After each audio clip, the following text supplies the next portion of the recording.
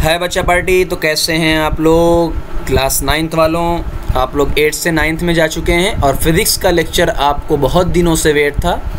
सबसे पहला जो चैप्टर आपका है मोशन, और आपको यहाँ एक चीज़ देखने को मिलेगी, हम बिना टाइम वेस्ट किए हमेशा शुरू करते हैं। तो आज भी आपका सबसे पहला लेक्चर शुरू होने जा रहा है जिसमें एक चीज़ आपको दिख रही होगी कि मोशन को शुरू करने से पहले, बल्कि मैं यूँ कहूँ फिज़िक्स को शुरू करने से पहले इस चीज़ का देखना आपको ज़रूरी है। क्यों ज़रूरी है अभी आपको थोड़ी देर में पता चल जाएगा कि इस चैप्टर को यानी इस टॉपिक को, इस लेक्चर को देखना क्यों ज़रूरी है। ये सबसे इम्पॉर्टेंट बात है। आइए हम उस पर बात कर लेते हैं। देखिए बच्चा, अगर आपका सबसे पहली बात है, अगर आपको फिज़िक्स को मजबूत करना है तो आपको पहले फिज़िक्स के बेसिक को मजबूत करना होगा। सबसे पहले क्या पढ़ना होगा? आपको फिज़िक्स के बेसिक को पढ़ना होगा। अब होता क्या है कि टीचर या कोई भी पढ़ाने वाला सीधा चैप्टर शुरू कर देता है, what is the motion, what is the ये, व्हाट इज़ द ये। कोई फ़ायदा बेटा इससे नहीं होता है। आपको हर चैप्टर का, और फिज़िक्स का, ऐसे ही केमिस्ट्री का, ऐसे ही बायोलॉजी का, आपको बेसिक पढ़ना सबसे ज़्यादा ज़रूरी होता है। जब आप बेसिक पढ़ लेंगे उसके बाद जब आप चैप्टर पे प्रोसीड करेंगे, बेसिक पढ़ने के बाद आप कहाँ चलेंगे? चैप्टर पे। तो आपको 50% या 30 to 40 to 50%, 40 to 50% पहले से आ रहा होगा, 40 to 50% पहले से आपको आ रहा होगा। तो आपको कोई प्रॉब्लम फेस करनी नहीं पड़ेगी। और अगर आप बेसिक नहीं पढ़ेंगे तो आपको हमेशा प्रॉब्लम सॉल्व करनी पड़ेगी। ठीक है ना? इसलिए हम लोग शुरू करते हैं चैप्टर को बिना टाइम को वेस्ट किए, जैसा कि हम लोग हमेशा करते आए हैं, बिना टाइम को वेस्ट किए। चलिए, सबसे पहली चीज़ आते हैं, हमें क्या पढ़ना है बेसिक फिज़िक्स के अंदर। सबसे पहली चीज़, आइए हम उसको हाईलाइट करते हैं बेटा। फिज़िकल क्वांटिटी, यानी ऐसी क्वांटिटीज़ जो कि फ़िज़िक्स के लॉ को फॉलो करती हैं। ऐसी क्वांटिटीज़ जो फ़िज़िक्स के लॉ को फॉलो करती हैं, जैसा कि मास, स्पीड, वेलोसिटी। सर हमें कैसे पता चलेगा कौन कौन सी है? तो आइए बताते हैं बेटा। सबसे पहली है ऑन द बेसिस ऑफ। तो ये क्या लिखा हो, यहाँ पे क्या लिखा हुआ है? On the. ये बनाई थी नोट्स मैंने पहले। चलिए, हर चीज़ को कवर करेंगे, आराम से पढ़िएगा, बार बार पढ़िएगा, लेक्चर अवेलेबल रहेंगे आपको। ठीक है ना? On the basis of directional property, यानी डायरेक्शन के बेसिस पर उनको डिवाइड किया गया है। सबसे पहले आते हैं स्केलर। सबसे पहले किस चीज़ पे आते हैं? स्केलर। और फिर उसके सामने कौन सा लिखा हुआ है? वेक्टर। यानी अगर आपसे ये कहे कि it has magnitude only, magnitude का मतलब क्या होता है बेटा? वैल्यू होती है। चलो मैं आपसे कह रहा हूँ, मैं आपको समझाता हूँ और अच्छे तरीके से नीचे की तरफ। चलिए, फिर हम हमेशा उस पर चलते रहेंगे। सबसे पहले मैंने एक वैल्यू लिया बेटा, मैंने एक वैल्यू लिया 5। क्या 5 के आगे कुछ भी लगा हुआ है? नहीं सर। मैंने कहा 5 मीटर। ठीक है सर। मैंने कहा कि 5 मीटर की जगह मैंने लिख दिया 5 मीटर पर सेकेंड। सर ठीक है। मैंने कहा कि 5 न्यूटन। हाँ सर, ये भी ठीक है। क्या मैंने इन सब में कहीं भी आपको डायरेक्शन दिया? नहीं सर। सिर्फ आपने क्या दिया है? वैल्यू। सिर्फ क्या दिया हुआ है? वैल्यू दी है। और इसी वैल्यू को हम फिज़िक्स में क्या बोलेंगे? मैग्नीट्यूड। फिज़िक्स में क्या बोलेंगे? मैग्नीट्यूड। बात समझ में आ गई? तो फिज़िक्स में क्या बोलेंगे इसको? मैग्नीट्यूड। तो सर आपने सिर्फ 5 मीटर दिया, 5 मीटर पर सेकंड दिया, अभी हम समझेंगे, 5 न्यूटन दिया। तो आपने सिर्फ वैल्यू दिया है, कोई भी डायरेक्शन नहीं दिया है, आपने सिर्फ मैग्नीट्यूड दिया है। तो ऐसी क्वांटिटी को क्या बोलते हैं? Scalar quantity. क्या बोलते हैं? Scalar quantity. लेकिन अभी मैं आपको समझाऊं, मैंने कहा कि जो मेरा 5 मीटर है वो इस डायरेक्शन में है, राइट डायरेक्शन में है। फिर मैंने कहा जो मेरा 5 मीटर पर सेकंड है वो नॉर्थ डायरेक्शन में है। किस डायरेक्शन में है? नॉर्थ डायरेक्शन में है। ठीक है सर। मैंने कहा ये जो मेरा 5 न्यूटन है वो ऊपर की डायरेक्शन में है। अब बताओ, क्या मैंने वैल्यू के साथ साथ ये आपको वैल्यू दी है, ये भी आपको वैल्यू दी है, ये भी आपको वैल्यू दी है, लेकिन क्या मैंने वैल्यू के साथ साथ में आपको ये डायरेक्शन भी दे दिया, ये आपको डायरेक्शन भी दे दिया? तो जब भी वैल्यू के साथ साथ देखो, वैल्यू तो दी ही रहेगी, जाहिर सी बात, बिना वैल्यू के बात कैसी करेंगे? आप कह दो नॉर्थ में जाना है, अरे भाई कितना जाना है पता होना चाहिए ना, कि 10 कदम, 5 कदम, 8 कदम। तो अगर वैल्यू के साथ साथ आपको डायरेक्शन दे दिया जाए, वैल्यू के साथ साथ आपको डायरेक्शन दे दिया जाए, तो आप कहोगे सर अब ये स्केलर ना हो के वेक्टर है। क्या है? वेक्टर है, वेक्टर। तो वही चीज़ मैंने यहाँ पे लिखी हुई है। आइए उस पर फिर से वापस चलते हैं। इस देखो बेटा कि अगर आपके पास सिर्फ मैग्नीट्यूड रहेगा, सिर्फ क्या रहेगा? मैग्नीट्यूड रहेगा, ओनली मैग्नीट्यूड, तो क्या बोलेंगे? स्केलर। जैसा कि डिस्टेंस है, स्पीड है ना। लेकिन अगर आपके साथ मैग्नीट्यूड भी यानी वैल्यू भी दी हुई है, साथ में आपको डायरेक्शन भी दिया हुआ है, तो आप क्या बोलोगे, ऐसी क्वांटिटी को वेक्टर क्वांटिटी आप बोलोगे। क्या बोलोगे, वेक्टर क्वांटिटी आप बोलोगे, है ना। वेट करिए, जाओ चले जाओ नानी के, चलो ठीक है ना, वेक्टर क्वांटिटी। अब अपने पूरे सिलेबस के अंदर बेटा, अपने पूरे सिलेबस के अंदर कौन कौन सी वेक्टर क्वांटिटी यहाँ मैंने लिखा, देखो पहले स्केलर, डिस्टेंस आपकी स्केलर क्वांटिटी है, स्पीड आपकी वेक्टर क्वांटिटी, सॉरी स्पीड आपकी स्केलर क्वांटिटी है जो अभी आपको पढ़ना है, बाकी वर्क और पावर आएगा। वेक्टर में displacement, velocity, acceleration, force, linear momentum, इतनी सारी क्वांटिटी आपको जो पढ़ने को मिलेगी, ये वेक्टर क्वांटिटी में पढ़ने को मिलेगी। सर कैसे पहचानेंगे कि कोई स्केलर है या वेक्टर, ऐसे पहचान बता दीजिए। तो देखो, जो भी वेक्टर क्वांटिटी है उसके अंदर डायरेक्शन होता है, हाँ सर डायरेक्शन है, तो डायरेक्शन को शो करने के लिए अगर किसी के ऊपर भी तीर लग जाए, जैसे यहाँ पर देखो डी के ऊपर तीर लगा है, वी के ऊपर तीर लगा है, ए के ऊपर तीर लगा है, फोर्स के ऊपर, ये फोर्स आपको दिया है, फोर्स के ऊपर तीर लगा हुआ है, पी यानी मोमेंटम के ऊपर तीर लगा हुआ है, तो किसी के ऊपर भी अगर तीर लग गया है यानी ये डायरेक्शन बता रहा है, और जो भी डायरेक्शन बताएगा वो वेक्टर क्वांटिटी होगा। वो कौन सी क्वांटिटी होगा, वेक्टर क्वांटिटी होगा। तो ये पहली चीज़ आपको क्लियर हो जानी चाहिए। चलिए कुछ नोट्स पॉइंट हम ऐड कर लेते हैं, उसकी बात कर लेते हैं। क्या मतलब इनका है कि देखो, वेक्टर में याद रखिएगा, बहुत इंपॉर्टेंट पॉइंट ये है, सबसे ज़्यादा इंपॉर्टेंट पॉइंट है, वेक्टर में जो भी प्लस और माइनस होगा, वो हमेशा डायरेक्शन बताएगा। वो हमेशा क्या बताएगा, डायरेक्शन बताएगा। बात समझ में आई, वो हमेशा क्या बताएगा, डायरेक्शन बताएगा। आपको बचपन से एक चीज़ आपने पढ़ी होगी, हम उस तरफ चलते हैं, आपने जो भी चीज़ें पहले से पढ़ रखी हैं, हर चीज़ को लिंक करते हुए हम लोग आगे बढ़ेंगे। चलिए, आपने एक चीज़ पढ़ा है, ये पढ़ा है आपने कि यहाँ पर सर 0 होता है, इस तरफ जाते हैं तो प्लस होता है, इस तरफ जाते हैं तो माइनस होता है, ऊपर प्लस होता है, नीचे माइनस होता है। अब मैंने आपसे लिखा कि मेरा जो फोर्स है -10 न्यूटन लग रहा है। क्या लग रहा है, -10 न्यूटन। तो आप सबसे पहले अलग करिए, सर माइनस क्या बताता है, वेक्टर में माइनस हमेशा डायरेक्शन बताएगा। वेक्टर में माइनस हमेशा क्या बताएगा, डायरेक्शन। बताइए, माइनस है तो ऊपर, देखो सिंपल सी बात, अगर माइनस है तो या तो कहाँ लग रहा है, या तो इस तरफ लग रहा है, या तो कहाँ लग रहा है, नीचे लग रहा है। और कितना लग रहा है सर, 10 न्यूटन ही लग रहा है। कितना लग रहा है, 10 न्यूटन ही लग रहा है। ठीक है, तो वही चीज़ हमने आपसे बोला कि जो भी वेक्टर में प्लस या माइनस होता है वो हमेशा डायरेक्शन बताता है। यानी जैसे माइनस है तो माइनस ये बताएगा कि आप लेफ्ट साइड में लग रहे हो। बात समझ में आ गई। चलिए अगली चीज़ फिर बताता हूँ आपको कि ए वेक्टर, फिर अगली चीज़ बताता हूँ, बड़ी इंपॉर्टेंट काम की है अगली और चीज़। ठीक, अगली चीज़ क्या है वो ये देखिए, जैसे मैंने आपसे कहा कि ये ए नॉर्मल है, लेकिन ए के सामने एक तीर लगा हुआ है। बताओ ये कौन सी क्वांटिटी है, सर ए के आगे अगर कोई तीर लग जाता है तो ये एक वेक्टर क्वांटिटी होती है। हाँ बेटा, एक वेक्टर क्वांटिटी होती है।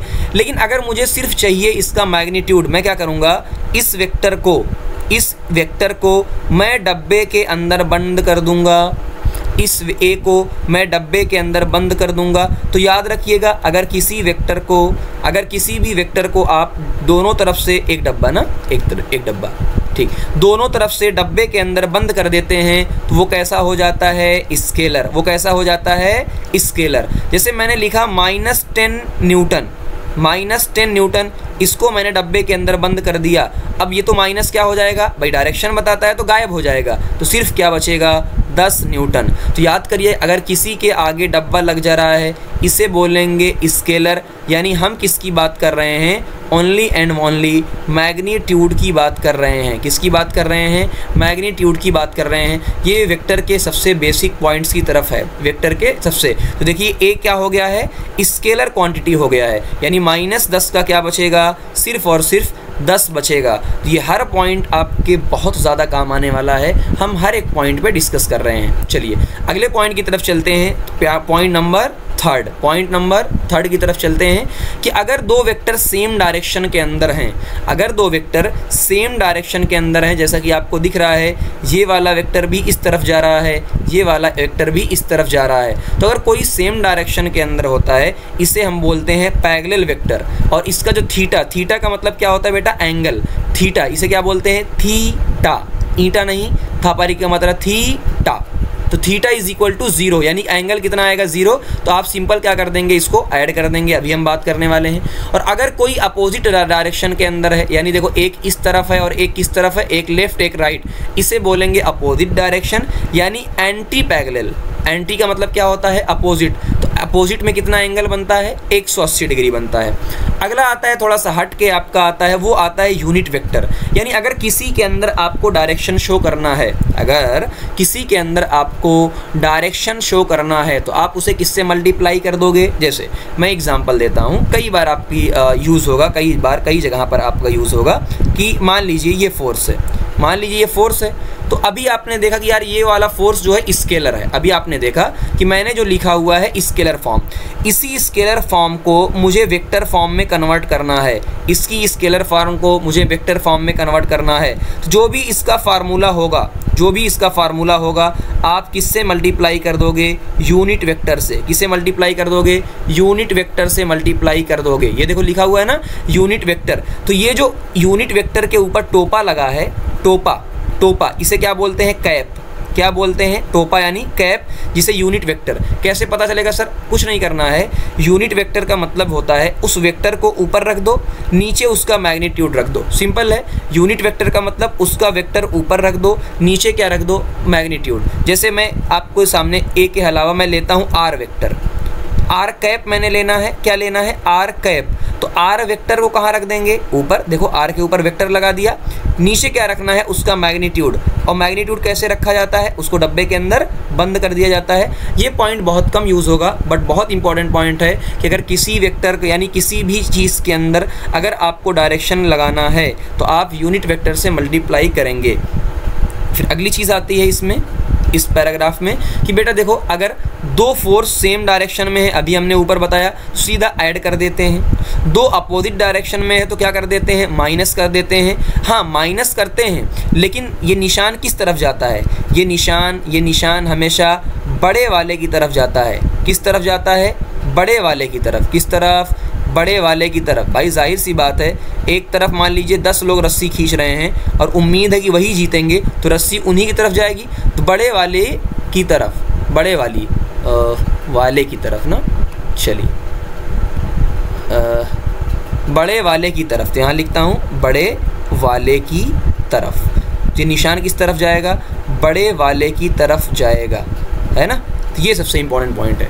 अगला आता है, अगर किसी दो वेक्टर के अंदर, बेटा याद रखिए, अगर किसी दो वेक्टर के अंदर एंगल कितना है, 90। अगर किसी भी दो वेक्टर में एंगल कैसा है, 90, और आपको इनका नेट लगाना है, नेट निकालना है, आपको इनका नेट लगाना है, नेट निकालना है, तो पाइथागोरस थ्योरम यूज़ करते हैं। तो सिंपल सा फंडा क्या होता है, पहले का स्क्वायर, जो मैं यहाँ पे लिख देता हूँ कि भाई सिंपल सी बात होती है, मान लो एक ए है एक बी, ए का स्क्वायर प्लस बी का स्क्वायर, सिंपल बहुत है। ए का स्क्वायर प्लस बी का स्क्वायर किसके अंदर, रूट के अंदर। ए का स्क्वायर प्लस बी का स्क्वायर किसके अंदर, रूट के अंदर। देखो यहाँ 3 और 4 दिया है, तो 3 का स्क्वायर प्लस 4 का स्क्वायर। इसी तरीके से मान लीजिए दो वैल्यू दी हुई है, दो वैल्यू दी है, यहाँ पे आर, यहाँ पर भी क्या दिया हुआ है, आर। हाँ सर ठीक है, तो किसका स्क्वायर, देखो पहले आर का स्क्वायर फिर आर का स्क्वायर, तो आंसर कितना आ गया देख लो, है ना। तो यहाँ पे r square plus r square कितना आ गया, 2r स्क्वायर। हाँ सर आ गया, तो बताओ क्या आएगा, क्या आएगा भाई, आर क्या ले लेंगे बाहर, तो आंसर कितना आ जाएगा, r√2। देख लो एक क्वेश्चन आपका ये भी हो गया, है ना, एक क्वेश्चन आपका ये भी हो गया। इसी तरीके से अब देखो सीधा आंसर क्या आएगा, r√2। और आंसर ले लेते हैं ताकि इससे आपको बहुत सीखने को मिलेगा। चलिए इसमें एक वैल्यू मैं लेता हूँ, ये वैल्यू मान लीजिए ली हुई है 10, ये वाली वैल्यू भी कितनी ली हुई है, 10 मान लीजिए ली हुई है। क्या करेंगे आप, बस सिंपल है सर, पहला तरीका 10 का स्क्वायर प्लस 10 का स्क्वायर किसके अंदर रख देंगे, रूट के अंदर। सर 10 का स्क्वायर मतलब कितना हो गया, 100 प्लस 100 200, क्या हो गया, √200 हो गया। ठीक है सर, √200 हो गया। तो क्या करेंगे, इसको कैसे सॉल्व करेंगे सर? एक तरीका तो ये है, एक काम करिए, यहाँ हम लिख सकते हैं 2 × 10 × 10, बिल्कुल लिख सकते हैं 2 × 10 × 10। क्या ये 10 और ये 10 मिल के बाहर आ जाएगा? हाँ सर, स्क्वायर रूट से बाहर आ जाएगा 10 और कितना बचेगा √2। तो यानी एक जुगाड़ मैं आपको बता देता हूँ, एक जुगाड़ जो आपके बहुत सारे क्वेश्चन सॉल्व कर देगा। एक जुगाड़ कि अगर वैल्यू क्या हो सेम, अगर वैल्यू क्या है सेम, अगर वैल्यू क्या है सेम, सिंपल जुगाड़ है। अगर वैल्यू सेम, देखो यहाँ भी r, यहाँ भी r, यहाँ भी 10, यहाँ भी 10, तो नेट कितना आएगा √2। कितना आएगा √2 से मल्टीप्लाई, √2 से क्या कर देंगे मल्टीप्लाई, √2 से मल्टीप्लाई। अब सामने आपके आंसर है, आप एक्सरसाइज में भी या इंटेक्स में देखिएगा, यहाँ r था, यहाँ r था, आंसर कितना आया √2 से मल्टीप्लाई। यहाँ 10 था, यहाँ 10 था, आंसर कितना आया 10 √2। देख लिया, ठीक है ना।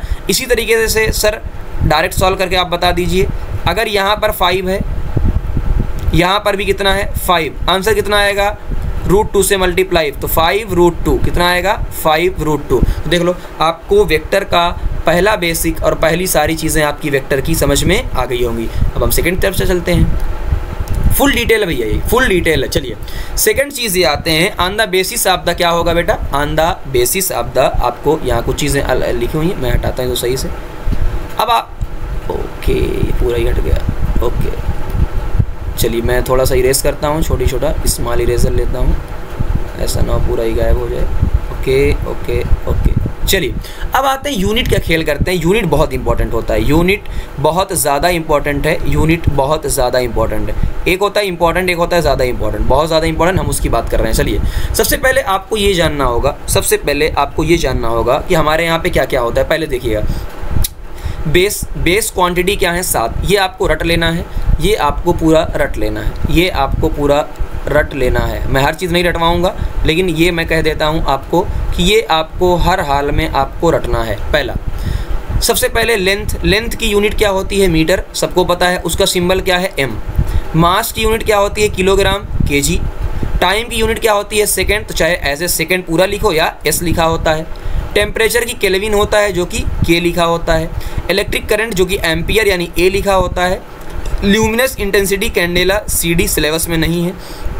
अमाउंट ऑफ सब्सटेंस मोल यानी N लिखा होता है, केमिस्ट्री के अंदर आपको मिलेगा। तो सर हमको याद क्या करना है बेटा, ये 3, ये 1 2 3, इन्हें घोट के पी जाओ, इन्हें क्या करना है घोट के पी जाना है, घोट के हर हाल में पी जाना है ना। यही 3 हमारे काम आने वाली हैं। अभी इसी से मैं आपको पूरा रिलेट करके दिखाऊंगा, बहुत सारी चीज़ें जो आपको सीखने को मिलेंगी। सबसे पहले आइए आते हैं, पहले ये आपको रट लेना है, लेंथ की मीटर, मास की किलोग्राम यानी kg, और टाइम क्या होगी सेकेंड, यही सबसे ज़्यादा यूज़ होने वाला है, ठीक है ना। चलिए अब आते हैं कि पहले ज़माने में क्या होता था।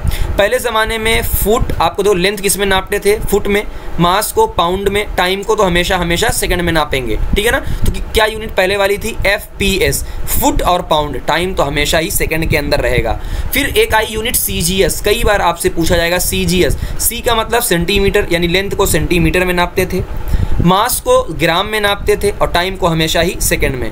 बाद में जो आज का क्राइटेरिया है वो चलता है MKS, यानी लेंथ को मीटर के अंदर, मास को किलोग्राम के अंदर, टाइम को ऑलवेज क्या करेंगे सेकंड के अंदर, और इसे ही बोला जाता है SI, इंटरनेशनल सिस्टम। लिखा है S पहले, बट पहले क्या पढ़ा जाता है I, तो I से इंटरनेशनल, S से सिस्टम, जो कि एकदम ऊपर देखो आपको लिखा हुआ मिला है इंटरनेशनल सिस्टम। इसका क्या यूज़ है आइए मैं आपको दिखाता हूँ। सबसे पहली बात हम करते हैं, सबको पता होता है कि सर लेंथ जो होती है उसको मीटर में नापते हैं। सर एक काम करते हैं, सबसे पहले हम लेंथ के बाद लेते हैं एरिया।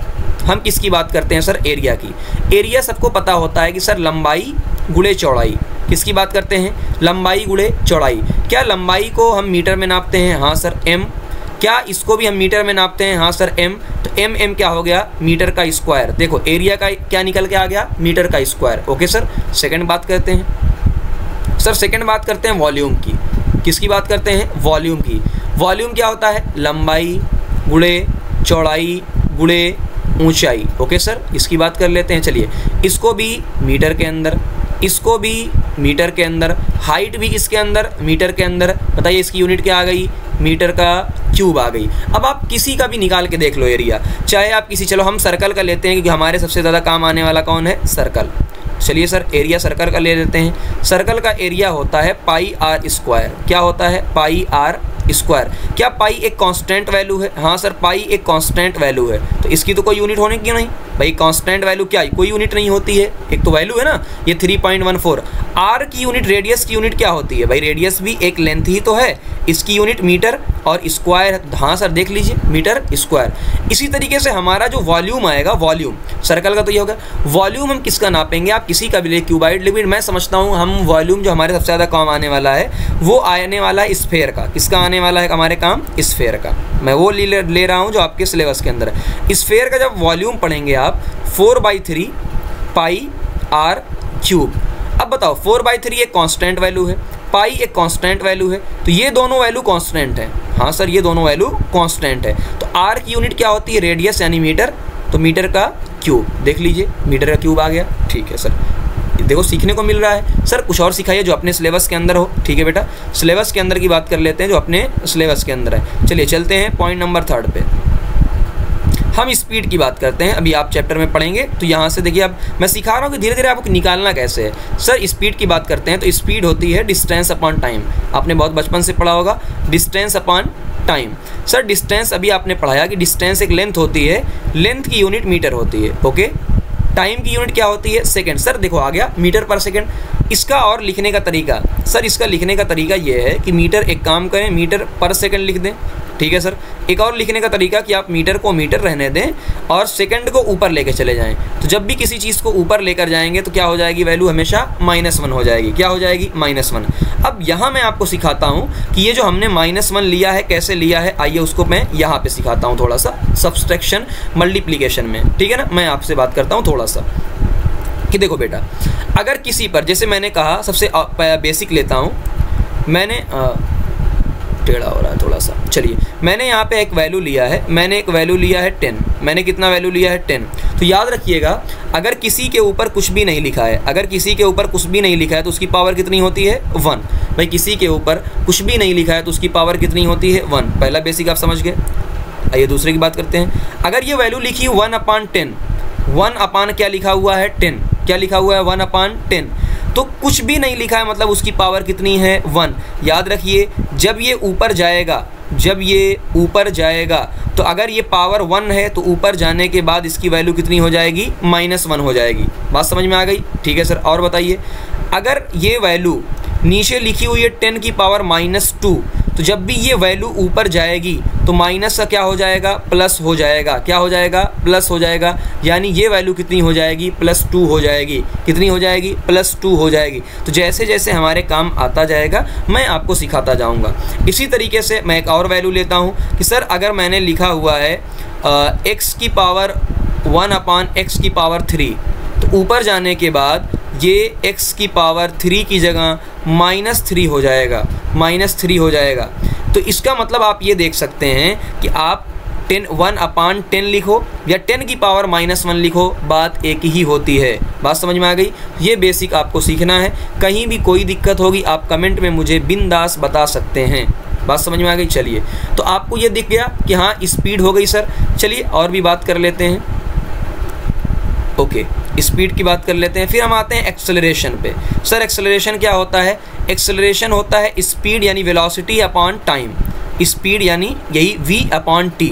अभी आपने निकाला कि सर जो v था यानी स्पीड, मैंने मान लिया थोड़ी देर के लिए स्पीड और वेलोसिटी एक ही है फिलहाल, कि v/t। v की यूनिट अभी आपने निकाला कि v की यूनिट होती है मीटर पर सेकेंड। हाँ, टाइम की यूनिट होती है सेकेंड।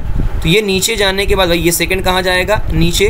तो ये क्या हो जाएगा? मीटर सेकंड का स्क्वायर। सर क्या इसको ऐसे लिखा जा सकता है? मीटर सेकंड की -2। बिल्कुल। तो मैं ये सिखाना चाहता हूँ कि आप इस चीज़ का यूज़ करके, यूनिट का यूज़ करके किस तरीके से सभी की यूनिट को निकाल सकते हैं। किसी की भी यूनिट आपसे पूछे, आप किसी की भी यूनिट को निकाल सकते हैं। आइए अगले बेसिक पे चलते हैं। अगला बेसिक आपका है पोजीशन ऑफ द ऑब्जेक्ट। यानी अब हम मोशन को पढ़ने वाले हैं। किसको पढ़ने वाले हैं बेटा? मोशन को पढ़ने वाले हैं। मुझे क्रॉस वेरीफाई करने दीजिए। हाँ ओके, सब कुछ सही चल रहा है। तो हम मोशन को पढ़ने वाले हैं कि मोशन एक्चुअल में होता क्या है। तो मोशन एक्चुअल में क्या होता है डिस्कस करते हैं। सबको ये पता होता है बेटा, सबको ये पता होता है क्या टाइम कभी रुकने वाली चीज़ है? बताइए, क्या टाइम कभी रुकने वाली चीज़ है? नहीं। तो टाइम कभी रुकने वाली चीज़ नहीं है। यानी समझिएगा मेरी बात को बहुत ध्यान से, आज मैंने अभी समझाया था तो मैं फिर से आपको समझा रहा हूँ कि टाइम कभी रुकने वाली चीज़ नहीं है। टाइम कभी रुकने वाली चीज़ नहीं है, यानी टाइम हमेशा बढ़ता रहेगा। तो जो टी है यानी टाइम है, वो हमेशा बढ़ता रहेगा, वो हमेशा बढ़ता रहेगा। टाइम कभी चेंज होने वाला नहीं है। अब मान लीजिए मैं यहाँ पे था, ये मैं हूँ, मैं यहाँ पे, ये मेरा घर है, मैं यहीं पे हूँ, आज भी यहीं हूँ। 1 साल के बाद भी 1 साल हो गया मैं यहीं खड़ा हूँ, 2 साल हो गया मैं यहीं खड़ा हूँ। अब बताओ, क्या मैं चल रहा हूँ? नहीं। क्या मेरी पोजीशन चेंज हो रही है? तो 1 साल बाद भी यहीं हूँ, 2 साल बाद भी यहीं हूँ, यानी मैं रुका हुआ हूँ। मैं क्या हूँ? रुका हुआ हूँ। मेरी पोजीशन, मेरी जगह चेंज नहीं हो रही है। यानी मुझे क्या बोला जाएगा कि सर आप तो रेस्ट पर हो, आप तो आराम कर रहे हो, आप तो रुके हुए हो। तो रेस्ट का मतलब यहाँ आराम करना नहीं है, यहाँ रेस्ट का मतलब है कि आपकी पोजीशन चेंज नहीं हो रही है। लेकिन मैंने देखा कि थोड़ी देर के बाद, मान लीजिए थोड़ी देर के बाद मैं यहाँ पहुँच गया। मैं कहाँ पहुँच गया? यहाँ। उसके थोड़ी देर के बाद मैं कहाँ पहुँच गया? यहाँ पहुँच गया। तो मैं चल रहा हूँ कि नहीं चल रहा हूँ? हाँ सर, आपकी पोजीशन चेंज हो रही है। तो अगर आपकी पोजीशन क्या हो रही है? मैंने कहा POS यानी पोजीशन। तो मेरी पोजीशन लगातार क्या हो रही है? चेंज। तो मैं इस चेंज को ही क्या बोलता हूँ? मोशन। क्या बोलता हूँ? मोशन। तो वही चीज़ मैंने यहाँ पे लिखी हुई है, या वही सेम चीज़ कि अगर मेरी पोजीशन चेंज नहीं हो रही है तो उसे बोलेंगे रेस्ट, और अगर चेंज हो रही है तो उसे क्या बोलेंगे? मोशन। ये बहुत इंपॉर्टेंट टर्म है। Rest and motion are the relative term. Relative का मतलब क्या होता है? बात समझिएगा। रिलेटिव का मतलब क्या है समझिएगा, मैं इसको अपने अंदाज में समझाता हूँ। रिलेटिव का मतलब क्या होता है? यानी देखने का नज़रिया। चलिए हम इस पर बात करते हैं। चलिए, सबसे पहली बात, मैं अपने आप को यहाँ पे बना रहा हूँ, मैं अपने आप को यहाँ बना रहा हूँ। अब बताइए, मैं पतला हूँ, मैं एग्जांपल बहुत अच्छा देता हूँ, मैं पतला हूँ या मोटा? मैं पतला हूँ या मोटा? तो कोई कह रहा है पतला, कोई कह रहा है मोटा, लेकिन दोनों लोग गलत हैं। अब एग्जांपल दीजिएगा। अब मैं अगला फिगर बनाता हूँ, ये मैं हूँ, तो ये मैं लिख देता हूँ यहाँ पे, ये कौन है? मैं हूँ। अब मैं एक यहाँ बना रहा हूँ, एक छोटा बालक बना रहा हूँ। बताइए, क्या इस छोटे बालक से मैं मोटा हूँ? हाँ सर, इस छोटे बालक से आप मोटे हैं, बिल्कुल सही बात है। इस छोटे बालक से मैं क्या हूँ? मोटा हूँ। लेकिन आओ दिखा देता हूँ कितना मोटा हूँ। बताइए, क्या इस बड़े बालक से मैं क्या हूँ? पतला। इस बड़े बालक से मैं क्या हूँ? पतला। तो बताओ, ये सही होगा कि मैं अमीर भी हूँ, मैं गरीब भी हूँ, है ना? मैं टीचर भी हूँ, मैं स्टूडेंट भी हूँ। इसका मतलब क्या है कि आप कह रहे हो सर आप मोटे हो, तब भी बात सही है, सर आप पतले हो, तब भी बात सही है। तो मुद्दा जानते हो क्या है? मुद्दा ये है, कंपेयर किससे कर रहे हो। मुद्दा ये है, मैं और इसको अच्छे लैंग्वेज में लिखता हूँ, मुद्दा ये कि आप रिलेट किससे कर रहे हो। तो मुद्दा ये है कि आप रिलेट किससे कर रहे हो। जब आप पतले वाले से रिलेट करोगे तब मैं कहूँगा मैं मोटा, लेकिन जब आप मोटे वाले से रिलेट करोगे तो आप कहोगे सर आप तो पतले हैं। तो मेन मुद्दा है कि देख कौन रहा है, किससे कंपेयर कर रहे हो, वो मेन मुद्दा है। वो आपको बताएगा कि आप सही हैं या गलत हैं। तो आपको एग्जाम्पल कैसा लेना है? एग्जाम्पल लेना है आपका बस का। चलिए आपको एग्जाम्पल मैं दिलाता हूँ सबसे मस्त वाला। चलिए मैं एक बस, ये आपका, चलिए मैं बना देता हूँ, हालांकि बनेगी नहीं मेरी गाड़ी, बट फिर भी मैनेज करिएगा थोड़ा सा। ये कार है सर, हाँ ये सर ये कार है, और यहाँ थोड़ी देर के लिए मैं हूँ, और ये व्हील बनी हुई है, ये मैं चला रहा हूँ, और पीछे आप लोग बैठे हुए हैं 2-4 लोग। चलिए सबसे पहली बात, कार चल रही है। हाँ सर कार चल रही है। सबसे पहली बात बताइए, पॉइंट नंबर वन, ये मान लीजिए मैं हूँ और आप लोग कार के अंदर हैं, ठीक है, या बस के अंदर, एक ही बात है। ये मैं हूँ। जब मैं देख रहा हूँ, समझिएगा बात को, जब मैं देख रहा हूँ तो ये कार चल रही है। तो मैं कहूँगा हाँ सर, जब मैं देख रहा हूँ तो कार मूव कर रही है। क्या कर रही है? कार मूव कर रही है, बिल्कुल सही बात है, ठीक है। यानी कार मोशन के अंदर है, कार मूव कर रही है, मोशन के अंदर है। लेकिन सर जब ये बंदा देख रहा है, जब ये कार के अंदर बैठा वाला बंदा देख रहा है, तो क्या बताओ कार चलती हुई दिखाई देगी? बाहर नहीं देखना है। जब ये कार के अंदर वाला बंदा देख रहा है तो कार उसको चलती हुई दिखाई देगी या रुकी हुई दिखाई देगी? तब कार उसको रुकी हुई दिखाई देगी, तो इसका मतलब क्या है? मैं बाहर से देख रहा हूँ तो कार चलती हुई दिखाई दे रही है, लेकिन जब कार के अंदर कोई बंदा बैठा हुआ है वो देख रहा है कार तो नहीं चल रही है, बल्कि जो बाहर पेड़ हैं, बाहर जो सड़क है, बाहर जो मैं हूँ, वो सब लोग चल रहे हैं। तो मेन मुद्दा ये है कि देख कौन रहा है, मेन मुद्दा ये है देख कौन रहा है और कहाँ से देख रहा है। तो जो चीज़, तो इसीलिए यही चीज़ मैं आपको समझाना चाहता था कि जो रेस्ट और मोशन होता है वो रिलेटिव टर्म होती है, जो कि यहाँ पे लिखा हुआ है। यानी अगर ऑब्जर्वर का मतलब क्या होता है बेटा, यहाँ पे फिजिक्स की लैंग्वेज में देख जो रहा है, अगर ऑब्जर्वर बस के बाहर है तो बस मोशन में दिखेगी, अगर ऑब्जर्वर बस या कार के अंदर बैठा हुआ है तो सब के सब रेस्ट पर दिखेंगे, कि जो अंदर के लोग हैं वो रुके हुए दिखाई देंगे, लेकिन जो बाहर की चीज़ें हैं वो चलती हुई दिखाई देंगी। तो ये मेन मुद्दा था। आप एक बार रोक के इसको पूरा पढ़ सकते हैं। क्या दिया हुआ है कि एक आदमी देखो, एक आदमी बाहर खड़ा हुआ है, ट्रेन प्लेटफॉर्म पे चल रही है, वो ये देख रहा है कि ये जो पेड़ है वो रेस्ट पे है और ट्रेन चल रही है, लेकिन वही आदमी जब चलती हुई ट्रेन पे देख रहा है तब वो कह रहा है अरे पेड़ चल रहा है, जबकि उसको नहीं पता कि ये पेड़ नहीं चल रहा है बल्कि तुम चल रहे हो। तो वही मेन मुद्दा है कि ये चीज़ें हैं। चलिए अगले बेसिक पे पढ़ते हैं।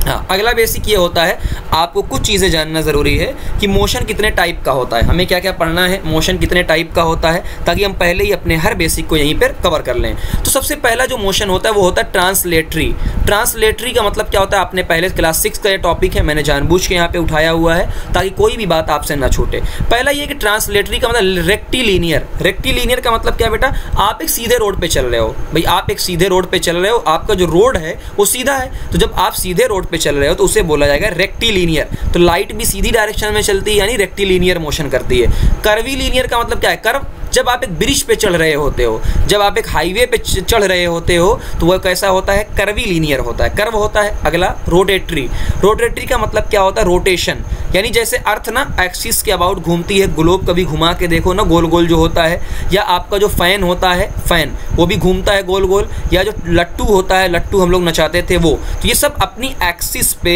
एक सबसे अच्छा एग्जांपल आप फैन को लो।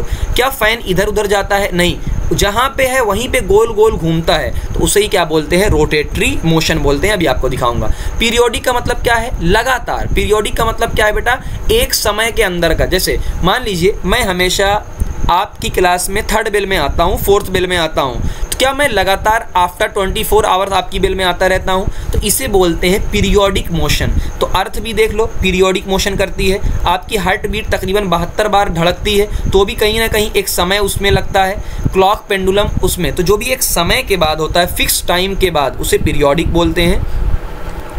ऑसिलेटरी मोशन का मतलब क्या होता है, वाइब्रेशन ऑफ स्ट्रेच वायर या चाइल्ड डांस स्विंग, यानी एक बार आप ऊपर जा रहे हो, देखो ये वाला है ना, यहाँ पे मैं एक बार बनाऊँ कि देखो ये क्या होता है, मान लो झूला होता है, ये आपका आपने लटकाया है कोई भी चीज़, एक बार इधर, एक बार इधर, फिर एक बार इधर, फिर एक बार इधर, ऐसे चलता रहता है मामला पूरा चलता, इसे बोला जाता है ऑसिलेटरी मोशन। क्या बोला जाता है इसे, ऑसिलेटरी मोशन बोला जाता है, ठीक है, ऑसिलेटरी मोशन बोला जाता है। तो यहाँ पे देखो पूरा दिख रहा है आपको पूरा कि कौन कौन सा होता है। वाइब्रेशन ये होता है जो आपकी कोई भी धागा बांध के ऐसे वाइब्रेट करते हो। लीनियर मोशन का मतलब ये देखो जो आप कोई चीज़ ढकेल रहे हो, आप चल रहे हो, कर्व पे चल रहे हो, कर्वी लीनियर। रोटेशन आपको दिख ही रहा है। सर्कुलर मोशन आपके सिलेबस के अंदर, यानी सर्कल, पूरा एक घूमना, सर्कुलर मोशन।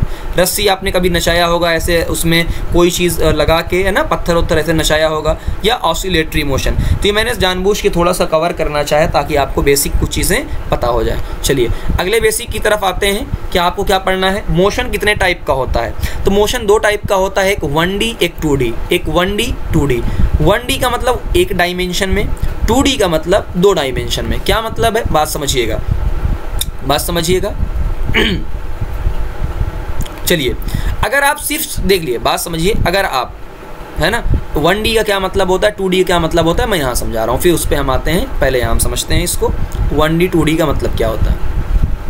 चलिए जैसे मैं आपसे कह रहा हूँ ना, एक डायमेंशन का मतलब या तो आप आगे जा रहे हैं, या तो आप कहाँ जा रहे हैं, पीछे जा रहे हैं, या तो आप ऊपर जा रहे हैं, या तो आप कहाँ जा रहे हैं, नीचे जा रहे हैं, या फिर आप ऐसे ऐसे गोल गोल घूम रहे हैं, ऐसे ऐसे आप खाली गोल गोल घूम रहे हैं। ये सब क्या है, एक ही डायमेंशन में हो रहा है। भाई ये आगे जा रहे हो, पीछे जा रहे हो, तो डायमेंशन क्या है, एक ही है। तो सर 2 डायमेंशन का मतलब क्या है? 2 डायमेंशन का मतलब क्या है? चलो कोई पत्थर फेंक कर देखो ऐसे, ये आपके पास पत्थर है, इस पत्थर को ऐसे फेंक के देखो, इस पत्थर को इस तरीके से फेंक कर देखो किसी एंगल पे, इस पत्थर को ऐसे हल्का सा अपने हाथ को ऐसे करो, बताओ ये पत्थर ऐसे जाएगा, ये पत्थर ऐसे जाएगा, बिल्कुल सर ये पत्थर ऐसे जाएगा, जाने के बाद ये फिर नीचे आएगा। इसका मतलब क्या हो रहा है? ये पत्थर ऊपर भी जा रहा है, देखो ये पत्थर ऊपर भी जा रहा है, ऊपर जाने के साथ साथ क्या ये पत्थर आगे भी जा रहा है? बिल्कुल सर ये पत्थर ऊपर भी जा रहा है। आप किसी एक एरो को लो, सबसे अच्छा एग्जाम्पल क्या है? गुलेल, गुल्टा, एरो, है ना, ये सारी चीज़ें लो, है ना, बंदूक वाला नहीं, मिसाइल को ले लो, ये सबसे अच्छा एग्जाम्पल होता है अपने यहाँ धनुष या एरो। तो एरो को जब फेंकते हो तो ऐसे ही तो फेंकते हो, एरो के आप किसी एंगल पे ऐसे मारते हो तो एरो क्या जाती है? ऐसे ऐसे ऐसे ऐसे ऐसे ऐसे, ऊपर जाने के बाद कहाँ जाती है? नीचे, और जाके लग जाती है, यानी वो ऊपर भी गई है और साथ में आगे भी गई है। इसे ही बोलते हैं 2 डायमेंशन। क्या बोलते हैं? 2 डायमेंशन। फिजिक्स के अंदर यानी जब भी आप पढ़ोगे, जब आपको पढ़ाया जाएगा प्रोजेक्टाइल मोशन, क्या पढ़ाया जाएगा? प्रोजेक्टाइल, कभी नाम आपने सुना होगा, यानी ऊपर जाने के साथ साथ वो आगे भी जाती है। तो यही चीज़ मेरा कहने का मकसद था कि हमारा 1D 2D क्या होता है। तो जो अपने पूरे सिलेबस के अंदर है वो 1 डायमेंशन है, और जो थोड़ा सा आगे मिलेगा उसे क्या मिलेगा? आपको 2 डायमेंशन मिलेगा। बात समझ में आई? तो ये कहने का मतलब है ताकि आपको जानकारी हो कि 1D और 2D क्या होता है। चलिए अगली चीज़ की तरफ चलते हैं। अगली चीज़ हमारा सबसे ज़्यादा इम्पोर्टेंट है और वो है आपका स्लोप। क्या है आपका? स्लोप, ठीक है ना। पहले देख लेता हूँ, मैं डिटेल में स्लोप को अलग से पढ़ाना चाहूँगा जानबूझकर। चलो स्लोप और एरिया 2 चीज़ें अलग से पढ़ाना चाहूँगा, और इसमें देखता हूँ क्या है।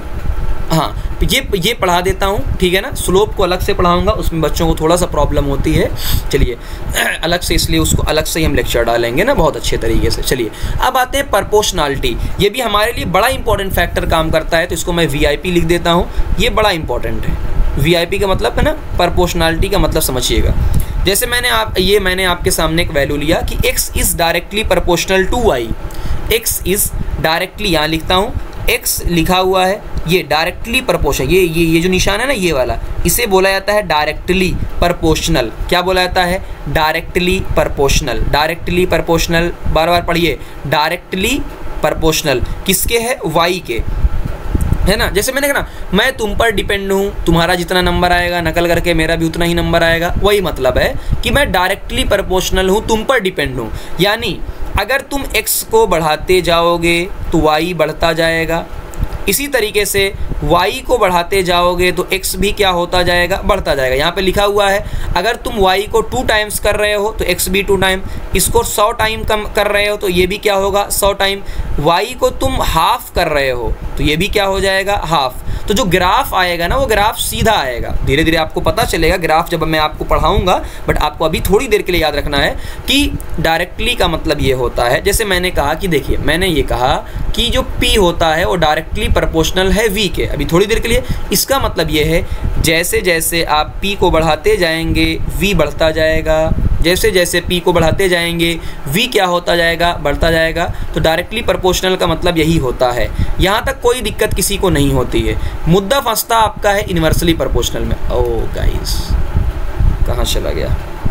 ओके, मुद्दा फंसता है आपका इन्वर्सली प्रोपोर्शनल में, बट झंझट नहीं, आपुन है ना, तो कोई टेंशन नहीं लेने का। चलिए अभी क्या था? x directly proportional to y, यानी ये क्या था? सामने सामने था। लेकिन अगर x और y कहाँ हो जाएं? उल्टा, तो बताइए इसे क्या बोलते हैं? उल्टा। क्या बोलेंगे? उल्टा। उल्टा। और कहीं भी आ जाए उल्टा उसे बोलेंगे इन्वर्स। क्या बोलेंगे? इन्वर्स। क्या बोलेंगे? इन्वर्स। मैं देखूं ये शो हो रहा है कि नहीं हो रहा है? हाँ हो रहा है शो। ओके, इसे क्या बोलेंगे? इन्वर्स। तो इसे क्या बोलेंगे? Inversely proportional. Inversely proportional. मेरा जुगाड़ याद रखिएगा, मेरा जुगाड़ याद रखिएगा, आपको कभी प्रॉब्लम नहीं होगी।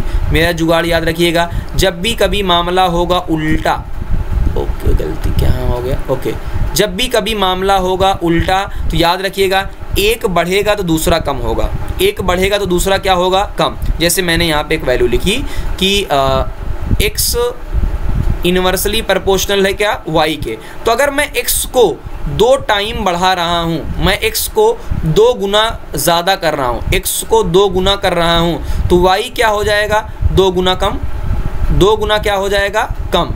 इसी तरीके से अगर मैं x को 3 गुना कम कर रहा हूँ, 3 गुना कम, अगर मैं इसको 3 गुना कम कर रहा हूँ तो ये 3 गुना क्या हो जाएगा? ज़्यादा हो जाएगा। क्या हो जाएगा? ज़्यादा हो जाएगा। इसी तरीके से अगर मैं लिख रहा हूँ 1/5 यानी 1/5 हो गया, तो यहाँ क्या हो जाएगा? 5 हो जाएगा।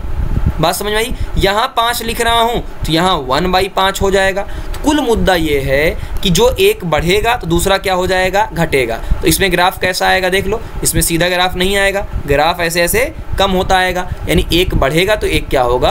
कम होता जाएगा, एक बढ़ेगा तो एक क्या होगा? कम आता जाएगा। तो ये चीज़ आपको अगर है ना, अब आपको कमेंट करना है क्या आप सच में इस चीज़ को कैच कर पाए। देखो मैंने जानबूझ के स्लोप आपको नहीं पढ़ाया है, स्लोप मैं आपको पढ़ाऊंगा अस्तिल से और अच्छे तरीके से, ताकि स्लोप में आपको और भी कोई प्रॉब्लम ना हो। तो प्रोपोर्शनलिटी बहुत काम आने वाली है, तो इसलिए इसको याद रखिएगा। फिर कुछ बच्चों से यहाँ थोड़ी सी मिस्टेक होती है, उसको देखिए। एडिशन और सब्सट्रैक्शन और मल्टीप्लिकेशन में हालांकि होनी नहीं चाहिए भाई। देखो +2 और +3 +5 होता, कोई दिक्कत नहीं, लेकिन अगर -2 और -3 है, सबको पता है माइनस माइनस ऐड होते हैं, यानी 2 3 कितना हो जाएगा? 5। चूँकि माइनस का निशान है तो यहाँ पे माइनस ही रहेगा, तो ये भी दिमाग में आपके सेट होना चाहिए जिन बच्चों को नहीं पता है। सब्सट्रैक्शन में क्या होता है? आसान है कि प्लस और माइनस क्या होते हैं? हमेशा घटते हैं, बट याद क्या रखना है? जो बड़ा वाला होता है उसी का साइन लिया जाता है। देखो इसमें बड़ा वाला 5 है तो प्लस वाला साइन लिया गया, इसमें बड़ा वाला -5 है तो माइनस वाला साइन लिया गया है। मल्टीप्लिकेशन में क्या होता है? सबको पता है, प्लस प्लस तो क्या होगा? प्लस ही होगा, लेकिन याद रखिएगा माइनस माइनस क्या हो जाता है मल्टीप्लाई में? प्लस। तो -2 × -3 क्या हो जाएगा? प्लस। लेकिन -2 और प्लस, तो माइनस माइनस क्या होगा? प्लस, लेकिन माइनस और प्लस का मल्टीप्लिकेशन माइनस ही होगा। तो ये मुझे नहीं लगता कि इसमें कोई प्रॉब्लम किसी को होगी, और अगर इसमें कोई प्रॉब्लम है तो कहीं ना कहीं आपको फिक्र करने की ज़रूरत है। फिर आप भर के कमेंट करिए, मैं और आपको समझाऊंगा। और ये वाला पार्ट मैं ऑलरेडी आपको समझा चुका हूँ, ये वाला पार्ट ऑलरेडी आपको समझा चुका हूँ। तो मुझे लगता है कि आपको इतना बेसिक जानना ज़रूरी है, इसके बाद ही पहले ये बेसिक कवर करिएगा, फिर हम धमाकेदार झन्नाटेदार तरीके शुरू करेंगे। बहुत अच्छे से बनाया हुआ है डिस्टेंस और डिस्प्लेसमेंट, लेकिन इससे पहले इस वीडियो को देखने से पहले, यानी डिस्टेंस और डिस्प्लेसमेंट को मैंने बहुत खूबसूरत अंदाज में पूरा बनाया हुआ है, हर एक क्वेश्चन आपके लिए तैयार किया हुआ है। लेकिन आपको इससे पहले आपको इस वीडियो को शेयर करना होगा अपने हर क्लासमेट तक, लाइक करना होगा, कमेंट करना होगा कि क्या सच में आपको वीडियो समझ में आया या मैं फिर बकवास करके निकल लिया। तो जिस पार्ट में भी, जिस टाइम में भी आपको समझ में नहीं आया, प्लीज़ आप मेंशन करिए, मैं 100% फिर से आपको समझाने की कोशिश करूँगा, फिर से आपके लिए लेकर आऊँगा, सब कुछ लेकर आऊँगा, आपको फिक्र करने की ज़रूरत नहीं है। Thank you very much.